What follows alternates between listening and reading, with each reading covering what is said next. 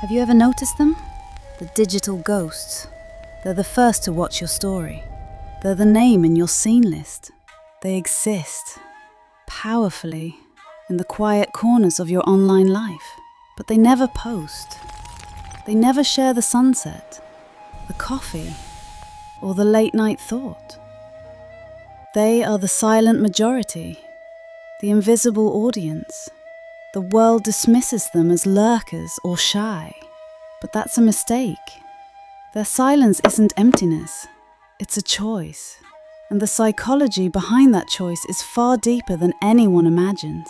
So, what is this choice? The first layer isn't fear, it's control. We live in an age of identity crafting. Every post, every story, every caption is a performance. It's an unconscious audition for approval. We are not just sharing a moment. We are carefully building a version of ourselves for the world to see. A version that is happier, wiser, and more successful than we often feel. The person who doesn't post understands this. They see the performance, and they quietly refuse to take the stage. They're not antisocial. They are anti-performance. See, there's a concept in psychology called psychological ownership. It's the deep, human feeling that your experiences, your thoughts, and your memories belong to you. When you post a beautiful private moment, that sense of ownership fades. It's no longer just your memory. It becomes public property, open to likes, comments, judgments, and, worst of all, misinterpretation. It's been converted from an experience into content. The silent observer protects this ownership. They choose to live their life rather than document it. They keep their moments sacred, untouched by the algorithm. They understand a quiet truth. Not everything needs to be shared to be real. In fact, some things are more real because they are not shared. But there's a second, deeper reason for this silence. A reason born from pain. You see, many of the people who are silent today were once the ones who shared the most. They too posted the achievements, the travel, the laughter, but they learned a hard lesson. They learned that social media is not a window, it's a mirror room of comparison. They were unconsciously comparing their real, unfiltered, behind-the-scenes life with everyone else's perfected, curated highlight reel. And this comparison creates a low, constant hum of anxiety, a quiet, persistent question. Is my life good enough? Eventually, the performance becomes too heavy. The emotional fatigue sets in. So they stopped. Their silence is not anger. It is not bitterness. It is self-preservation. It is a quiet, deliberate withdrawal from a game they realized they couldn't win and no longer wanted to play. They are not hiding from the world. They are healing from it. They're choosing their own messy, imperfect, real life over a beautiful, curated, and empty one. But it goes even deeper than that. We need to talk about the system itself. This entire digital world is built on one powerful psychological engine, the validation loop.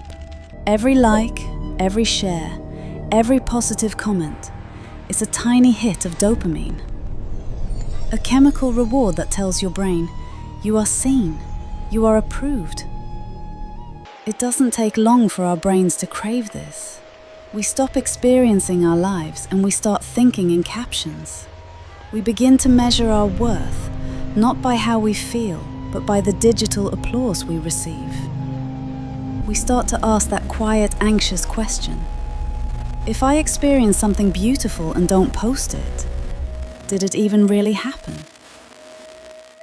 The person who stays silent is the one who saw this loop and made the conscious choice to step outside of it.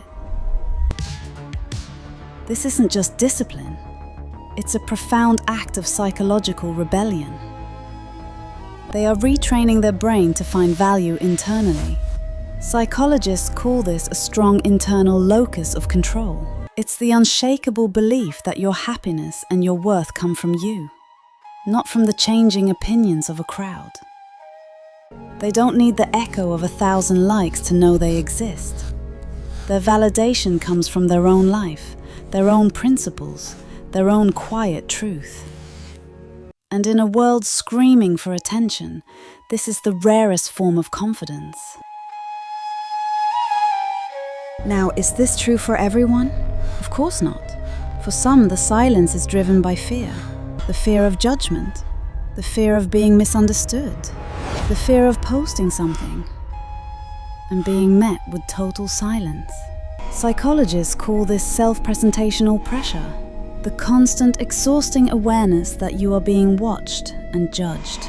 For many, the cost of visibility just feels too high. But for most silent observers, it is not fear, it is wisdom. They are the ones who have lived enough and seen enough to understand a fundamental truth. Not everything is for sale. Not every thought is for public consumption. Not every part of you is meant to be witnessed by the world.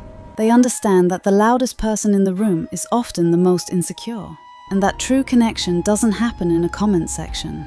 It happens in the real world, in shared silence, in eye contact, in conversations that don't need a witness.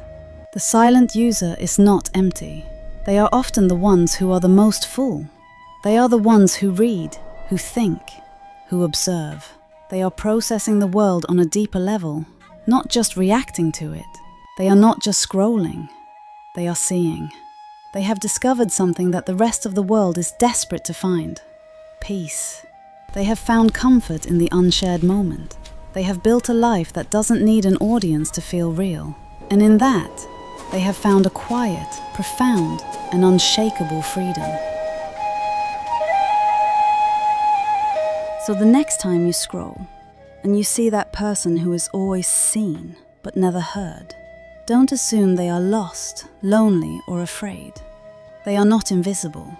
They are not insignificant. They are the guardians of a quiet, forgotten truth. They are a reminder that a life is not measured by its highlights, but by its depth.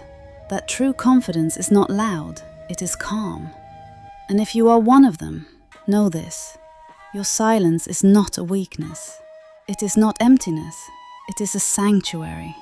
It is a mirror, reminding a loud and distracted world that we are not meant to be performances. We are meant to be people. Your worth is not defined by what you show to the world. It is defined entirely by what you choose to keep for yourself.